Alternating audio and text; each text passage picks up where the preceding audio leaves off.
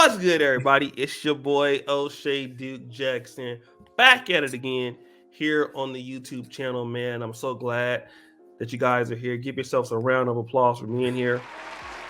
And you know we have our financial expert, the one, the only. He exposes all the frauds, especially here in the Black community on Black YouTube.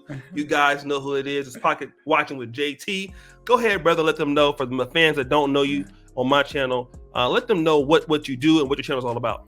Absolutely. So Pocket Watching with JT, Real Accountant Reacts. What I do, I react to different finance and business related issues that help my audience think like an accountant. There's a lot of bad info out here in the internet, online, social media. Everyone thinks that they're a financial expert until you come up against the Pocket Watcher. I'll let you know exactly what's good info and what's bad info. So that's what you get with Pocket Watching with JT. But of course, I got to give a big shout out to you, O'Shea. I would not be where I am today, on the edge of having 40,000 subs, if it was not for you, brother. You really, you picked me out of the mud of what's in YouTube when I had around 1,000 subs, and your platform is why I am where I am right now. So thank you. All right, and give him a round of applause. And I thank my brother for thanking us for those kind words. And I want everybody to go do me a favor. Let's make sure that he gets 40,000 subscribers on this show. I want everybody to go to the first comment pinned at the top and subscribe, hit the bell, because guys, you don't want to miss this content. He's a licensed accountant from our community, so we want to support our brother in doing that. Put subscribe in the comment section. Let me know that you did it. Brother, today, we're going to talk about something that's very important, especially for brothers in the Black community. And there's two things they say that we are, as for certain in life, death and taxes, right? And you handle this in your own personal business. Yes. And today we're dealing with our brother, Chris Tucker. You talked about this on your channel.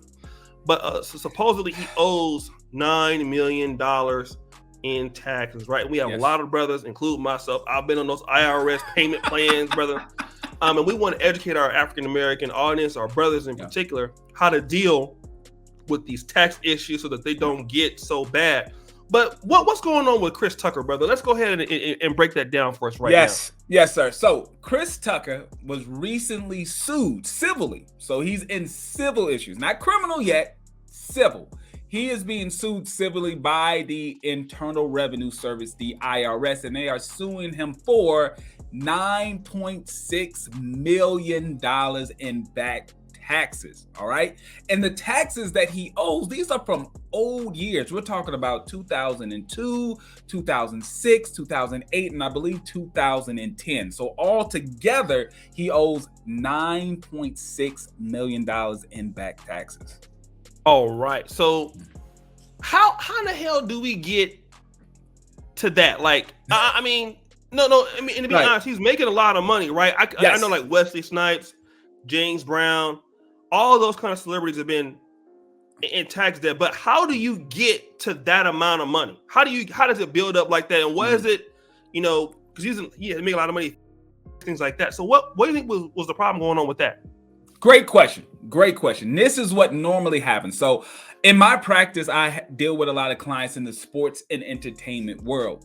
You have to understand, when you're in the sports and entertainment world, you are a business owner. You are not receiving your money in the form of a W-2. You're not getting your money in the form of a paycheck.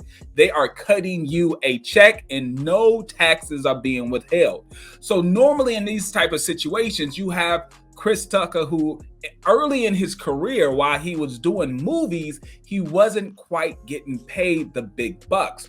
He started getting paid the big bucks really around the early 2000s. You're talking about multiple, like 10, 20 million dollars a movie type of money. When you get those big type of numbers, it's a totally different situation. You just can't go to H&R Block and get your taxes done when you're making $10 million a movie.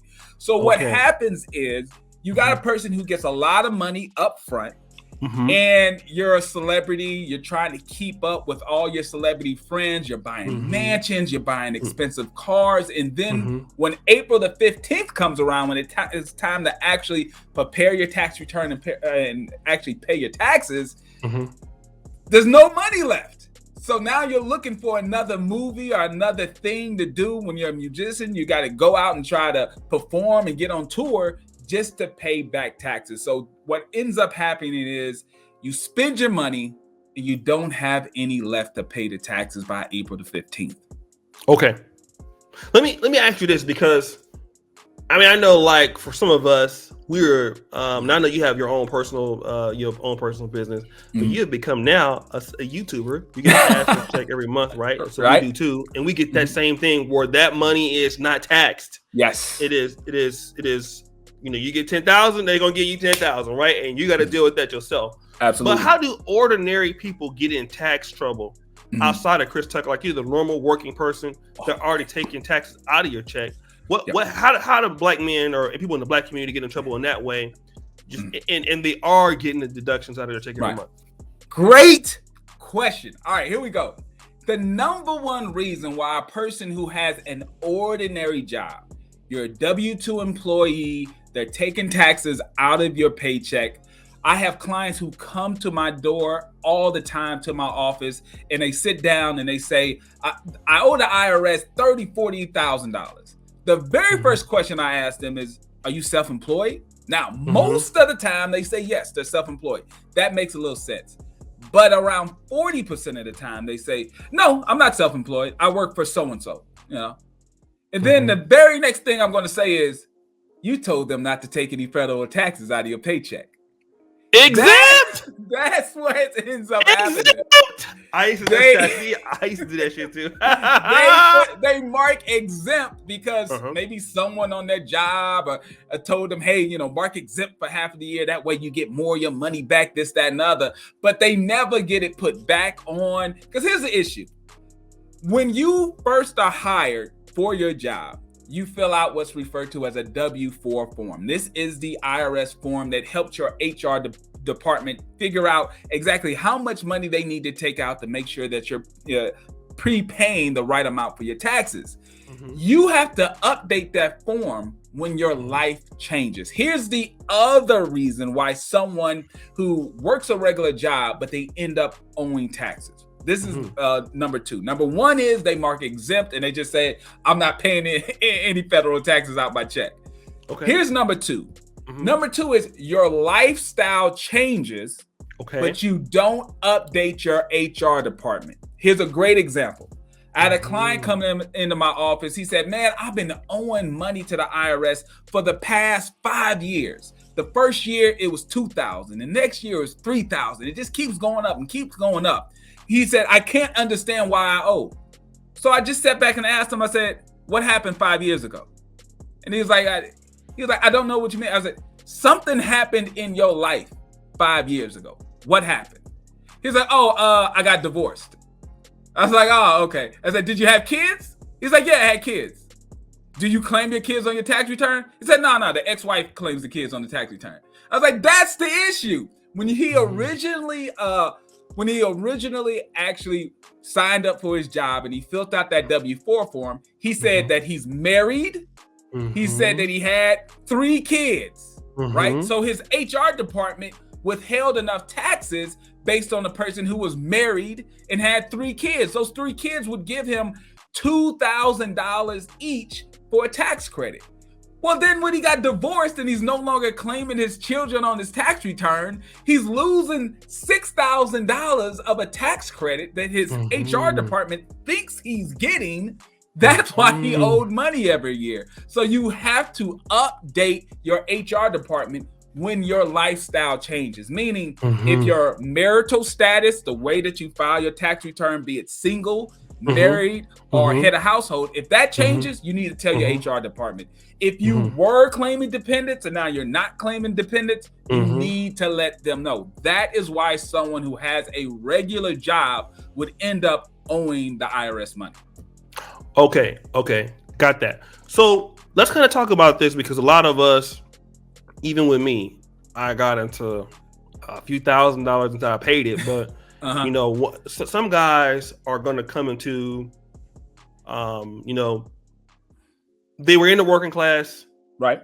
Now you're in the middle class, and you see how things are going right now. You got these guys in crypto making a ton of money, right? You got guys coming to YouTube making a lot of money. You have guys who have found a gap in whatever industry they understand really well, and now they're getting paid for it rapidly. Yeah, And it's a lot of money coming. That could happen because a 1 to 2, 3 years can really change your life. I mean, you know that, and I know that. absolutely. Last year was this year has been your year, and then last year was like my year. Right. And it's a big, and my lifestyle has changed, not necessarily because I'm married or anything, but because I have way more money than I used to 2 years ago. And then so you're not used to doing those taxes. And how do you prepare? So when you start getting a lot of money or decent money, what are some of the steps that you need to do to make sure that you don't get into that trouble like Chris Tucker's in? Yeah. Number one, you have to get a licensed professional. You want a financial advisor at the beginning. When you start to see that money coming in, you want to get a financial advisor on your team who can help you plan.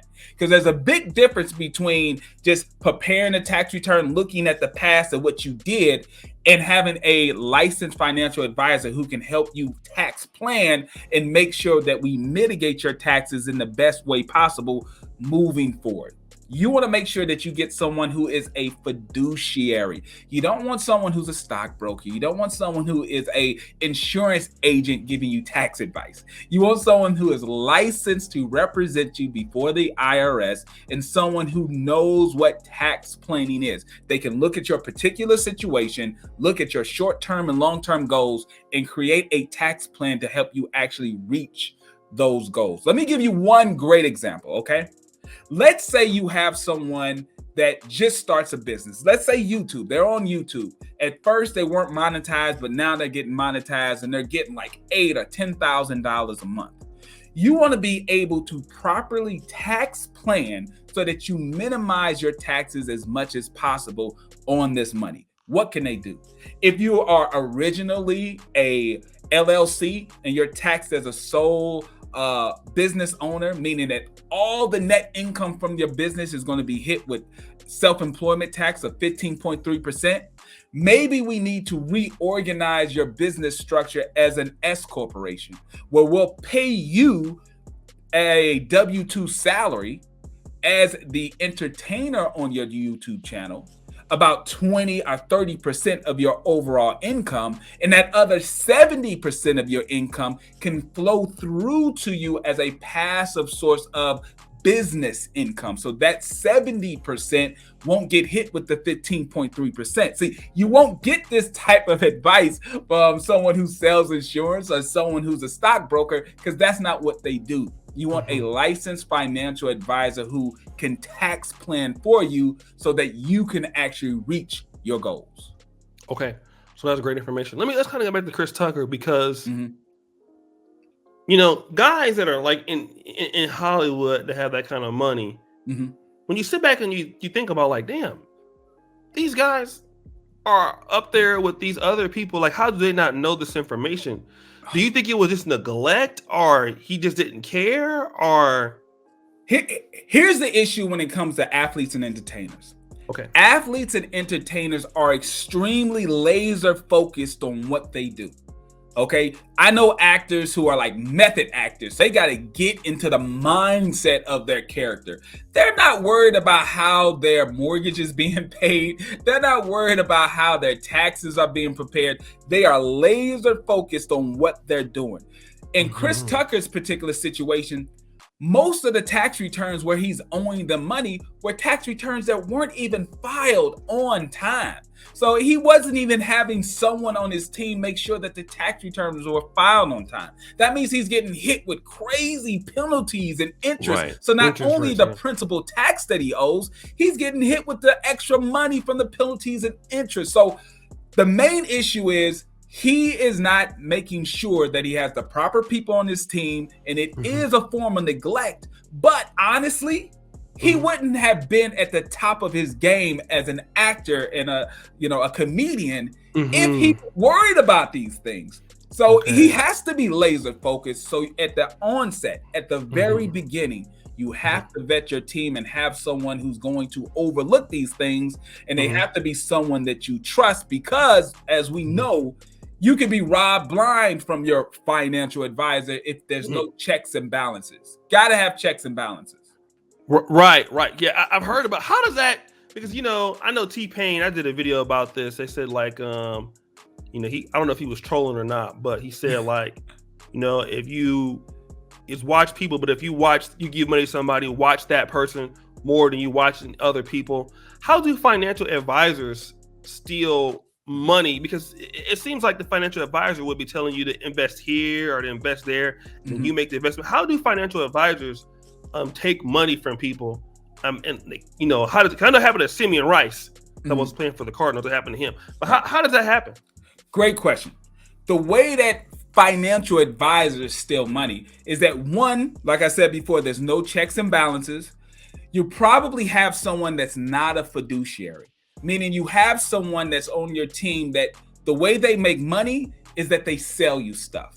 They sell you insurance, they sell you stocks and bonds, and they have discretionary access to your account. These are people who have the ability to go into your account and take money in and out as if they are you. Personally, with my firm, I never take on that type of responsibility. I never take on the responsibility to be able to go into a client's account and just take money in and out and pay for things. No, the client always has the final say and the final approval. You never want to give someone who claims they have your best interest the ability to just take their hand and go into your checking account or your investment account and just make moves willy-nilly. That's one of the biggest issues. Then you Okay. also want to make sure that you have an accountant and a lawyer that are checking each other, right? So you have an attorney that has your back who's going to keep eyes on the financial advisor, and you have a financial advisor that's going to keep their eyes on the attorney. That way you can kind of step back and then watch what happens between the two of them. Now, why is that? Why the attorney? Because the attorney is going to be able to have certain authorities that the financial advisor does not have, right? So I'm licensed in tax, I'm licensed in financial planning, meaning investments, retirement, and things of that nature. But you need an attorney for things that are going to put you in a court of law. So let's talk about a will. I would work with my client to make sure that the client has a will in place, make sure if they have a trust that is a part of their estate planning, but I'm not licensed to practice law. The Okay. attorney will actually be the one to draft the will. The attorney would be the one to actually draft the trust agreement. While I might be the trustee over the trust, the attorney was the one that wrote it. That way, there's checks and balances. In a sense, we're like translators for our client. The client tells me what they want. I translate that into terms that the attorney can understand. The attorney then drafts it. Then I double check and make sure it's what the client wants. Then we both present our information, our documents to the client to sign off for. Okay. I think it's been a great episode for those people who have seen this. But what last advice, would we have for the people who have tax trouble? I'm pretty sure we have a lot of guys that have tax trouble. Yes. What would you want to say to them, and how can they go about that? Listen up, people, very clearly. If you have tax problems, the number one thing you can't do is stick your head in the sand. That's the worst thing that you can do. All right. You have to take action. Here is why. When you do not file a tax return, you are killing yourself because the Internal Revenue Service, the IRS, only have a 10-year statute of limitation to collect on a debt. But if you never file the tax return, there is no statute of limitation. They can come after you whenever they want. So even if you know you're going to owe, waiting to file is not going to help you. You need to, one, make sure you file. Number two, you need to make sure you reach out to a licensed professional, because if you owe the IRS and you don't have the ability to pay, you can simply have your accountant reach out to the IRS and they can set up a payment plan based on your income. And if your income is so low during some sort of crazy time in your life, if your income is so low that a payment plan doesn't work for you, your payment plan will be zero. You'll be in deferment. But that will not happen if you're ignoring the problem. So please listen. If you have a tax problem, do not put your head in the sand. Take action. There are plenty licensed financial advisors, licensed accountants who can represent you before the IRS to get the thing solved. I have represented many people before the IRS. We've done tax settlements, collections, audits. It's possible, but if you do nothing, you're going to hurt yourself. All right, and yes, don't play with them taxes, because they will come and get your ass. That's definitely true. So guys, make sure you check out Pocket Watching with JT at the front. First come to the top. Subscribe at the bell. Always some good information. I hope you guys have found value in this. Like I said, let's help our brother get to 40,000. Right? I need 1,000 subscribers. Hit that subscribe button. Let him know that your boy came through. So we want 1,000 people. Thank you so much, brother, for coming through. And as you guys know, the buffoonery remains an all-time high. We out.